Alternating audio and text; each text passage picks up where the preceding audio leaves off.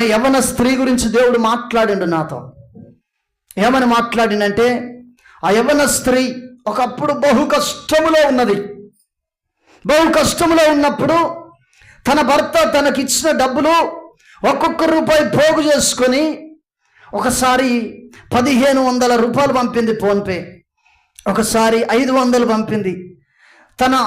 నా కుటుంబం దీవించబడాలి అంటే నేను దేవునికి విత్తాలి అని దేవుని వాక్యం సెలవిస్తాందో నేను చదువుతున్నా, గ్రహిస్తాను కాబట్టి నేను విత్తాలని చెప్పి తన భర్త నమ్మకపోయినా తను నమ్మి పంపింది. ఈరోజు ఒక నెలకు 5 లక్షలు తన భర్త సంపాదిస్తున్నాడట.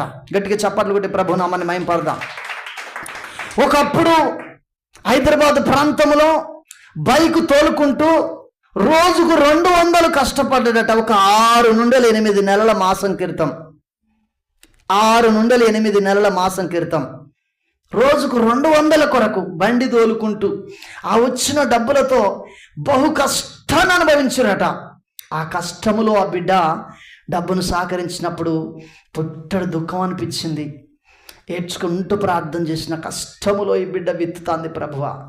కొంతమంది ఇక్కడున్న బీదలు కూడా అప్పుడప్పుడు వాళ్ళు కష్టములో నుండి ప్రథమ ఫలం తీసుకుని వచ్చినప్పుడు నాకు దుఃఖం అనిపిస్తుంది. దైవచనం. హల్లెలూయా, హల్లెలూయా, హల్లెలూయా. ఆ బిడ్డ అలా విత్తింది. ఈరోజు ఒక నెలకు 5 లక్షలు వస్తున్నాయట. బా, ఎంత అద్భుతం! నెలకు 5 లక్షలు అంటే ఒకసారి ఆలోచన చేయండి. హల్లెలూయా. రోజుకి ఎంత కావచ్చు? మీరు కోడ్ చేసి చెప్పండి నాకు. హల్లెలూయా. అయితే 3-4 దినాల క్రితం దేవుడు నాతో మాట్లాడిండు. కష్టంలో ఉన్నప్పుడు ఆ బిడ్డ దేవుని సన్నిధికి, నా సన్నిధికి కానుక విత్తింది, కానీ ఇప్పుడు ఆ బిడ్డ విత్తట్లేదు, ఆ బిడ్డకు సమృద్ధి అయిన దీవెన వస్తుంది అని చెప్పి ఆ బిడ్డ గురించి దేవుడు మాట్లాడితే, అదే రోజు మధ్యాహ్నం వాళ్ళ తల్లి నాకు ఫోన్ చేస్తే ఆ అమ్మతో చెప్పిన, అమ్మా నువ్వు బాధపడకపోయినా నాకు సంబంధం లేదు, దేవుడు నాతో మాట్లాడిన విషయం చెప్తున్నా. ఒకప్పుడు కష్టములో ఉన్నప్పుడు ఆ బిడ్డ దేవుని సన్నిధికి కానుక విత్తింది, ప్రథమ ఫలం విత్తింది. ఈరోజు తను పంపించట్లేదు అని చెప్పి దేవుడు మాట్లాడుతున్నాడు. అమ్మా, మరలా ఆశీర్వాదం ఆ బిడ్డను విడిచిపెట్టి పోక మునిపే, ఆ ఆశీర్వాదం ఆ బిడ్డను విడిచిపెట్టి పోక మునిపే కానుక విత్తుడు మరవద్దని చెప్పమ్మా. హల్లెలూయా, హల్లెలూయా. దేవుని పరిశుద్ధ నామానికి మహిమ కలుగును గాక.